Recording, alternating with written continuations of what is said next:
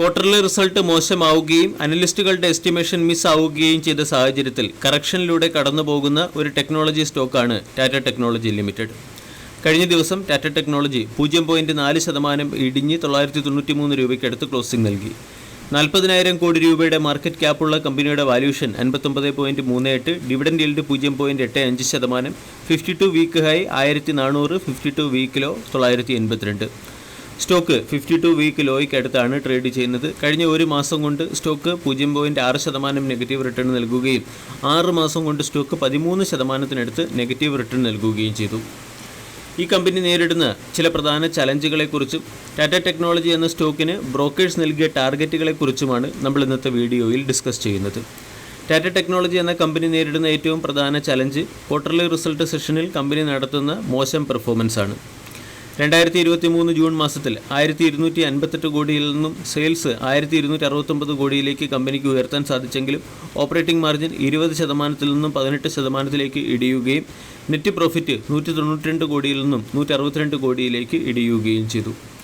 ഇവിടെ അനലിസ്റ്റുകളുടെ എസ്റ്റിമേഷനെ മീറ്റ് ചെയ്യാത്ത quarterly result ആയതുകൊണ്ട് കമ്പനിയുടെ നെറ്റ് പ്രോഫിറ്റിൽ 15.4%-ഓളം ഇടിവും, റവന്യൂ ക്വാർട്ടർ ടു ക്വാർട്ടറിൽ 3.1%-വും, എബിറ്റയിൽ 7.7%-വും, എബിറ്റ മാർജിൻ 19.9-ൽ നിന്നും 18.2-ലേക്ക് ഇടിയുകയും ചെയ്തു. ഇവിടെ ഗോൾഡ്മാൻ സാൻസ് എന്ന ബ്രോക്കേജ് ഏജൻസി ടാറ്റ ടെക്നോളജിക്ക് സെൽ എന്ന റേറ്റിംഗും 980 രൂപയുടെ ടാർഗറ്റ് നൽകിയിട്ടുണ്ട്. മാർക്കറ്റ് എസ്റ്റിമേഷനെ മിസ് ചെയ്ത ക്വാർട്ടർലി റിസൾട്ടിൻ്റെ പശ്ചാത്തലത്തിലാണ് ഗോൾഡ്മാൻ സാൻസ് സെൽ എന്ന റേറ്റിംഗ് നൽകിയിരിക്കുന്നത്.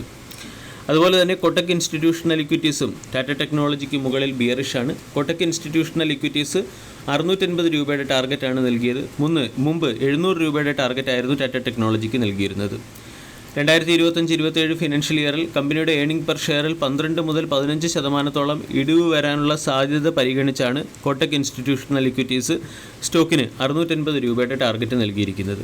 അതോടൊപ്പം തന്നെ ടാറ്റ ടെക്നോളജി എന്ന കമ്പനി അതിൻ്റെ ആങ്കർ ക്ലയൻറ്റിന് മുകളിലുള്ള ഡിപ്പെൻഡൻസ് കൂട്ടിക്കൊണ്ടുവരികയാണ്, അല്ലെങ്കിൽ ഉയർന്ന ഡിപ്പെൻഡൻസിയാണുള്ളത്. 47%-ഓളം റവന്യൂവും വളരെ ചുരുങ്ങിയ ആങ്കർ ക്ലയൻറ്റുകളിൽ നിന്നാണ് കമ്പനി ജനറേറ്റ് ചെയ്തുകൊണ്ടുവരുന്നത്. ഇവിടെ ഒരല്പമെങ്കിലും ഡീസൻറ്റ് അല്ലെങ്കിൽ ഒരല്പമെങ്കിലും പോസിറ്റീവായിട്ടുള്ള വ്യൂ വെച്ച് പുലർത്തുന്നത് ICICI സെക്യൂരിറ്റീസ് മാത്രമാണ്. ICICI സെക്യൂരിറ്റീസിൻ്റെ റിസർച്ച് റിപ്പോർട്ട് പരിശോധിക്കുകയാണെങ്കിൽ ടാറ്റ ടെക്നോളജിയുടെ revenue in terms of $, quarter to quarter 2.9%-വും, ഇയർ ഓൺ ഇയറിൽ ക്വാർട്ടർ ടു ക്വാർട്ടറിൽ 2.9% ഇടിഞ്ഞു. മാർക്കറ്റ് 0.4%-ഓളം ക്വാർട്ടർ ടു ക്വാർട്ടർ ഗ്രോത്ത് ആണ് പ്രതീക്ഷിച്ചത്. അതുപോലെ തന്നെ കമ്പനിയുടെ റവന്യൂ 6.6% ക്വാർട്ടർ ടു ക്വാർട്ടർ ഇടിയുകയും ചെയ്തു. ഇവിടെ റവന്യൂ ഇടിയുകയും എബിറ്റ മാർജിൻ റിസൈലൻസ് ആയി തുടരുകയും EBITDA margin flat sequentially trade ചെയ്യുകയും ചെയ്യുന്നതിൻ്റെ പശ്ചാത്തലത്തിൽ ടാറ്റ ടെക്നോളജി എന്ന സ്റ്റോക്ക് 2025 ഫിനാൻഷ്യൽ ഇയറിലെ ക്വാർട്ടർ 2 കൂടി റിക്കവർ ആകും എന്നാണ് മാനേജ്മെൻറ്റിൻ്റെ കമൻട്രിയിൽ പറയുന്നത്. ഇനി ഇപ്പോൾ ടാറ്റ ടെക്നോളജി എന്ന കമ്പനി അണ്ടർ പെർഫോം ചെയ്യാനുള്ളതിൻ്റെ പിന്നിലെ പ്രധാന കാരണം ടാറ്റ ടെക്നോളജിയുടെ ഒരു ടോപ്പ് ക്ലയൻറ്റായ വിൻഫാസ്റ്റ് എന്ന ടോപ്പ് ക്ലയൻറ്റ് ടാറ്റ ടെക്നോളജിക്ക് മുകളിലുള്ള ഡിപ്പെൻഡൻസി റാം ഡൗൺ ചെയ്തതിൻ്റെ പശ്ചാത്തലത്തിലാണ്. ICICI സെക്യൂരിറ്റീസിൻ്റെ കണക്ക് പ്രകാരം 2027 ഫിനാൻഷ്യൽ ഇയറിൽ കമ്പനിയുടെ റവന്യൂ 75,285 കോടിയും കമ്പനിയുടെ EPS 26 രൂപ 10 പൈസ എന്ന ലെവലിലേക്കും കമ്പനിയുടെ ROE 24.4%-വും നെറ്റ് പ്രോഫിറ്റ് ഏകദേശം 10,579 കോടിക്ക് അടുത്തെത്തുമെന്നും പറയുന്നു. ഇതിൻ്റെ പശ്ചാത്തലത്തിൽ ടാറ്റ ടെക്നോളജി എന്ന സ്റ്റോക്കിന് ICICI സെക്യൂരിറ്റീസ് ബൈ എന്ന റേറ്റിംഗും 1290 രൂപയുടെ ടാർഗറ്റ് നൽകി. ടാറ്റ ടെക്നോളജി എന്ന സ്റ്റോക്ക് ഇപ്പോൾ ഡൗൺവേർഡ് ട്രെൻഡിലാണ്.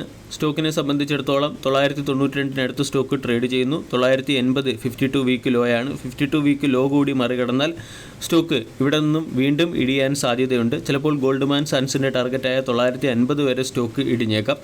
ഡൗൺവേർഡ് ട്രെൻഡിൽ തുടരുന്ന ഒരു സ്റ്റോക്കിൽ ഫ്രഷ് പൊസിഷൻ എടുക്കേണ്ട ആവശ്യമില്ല.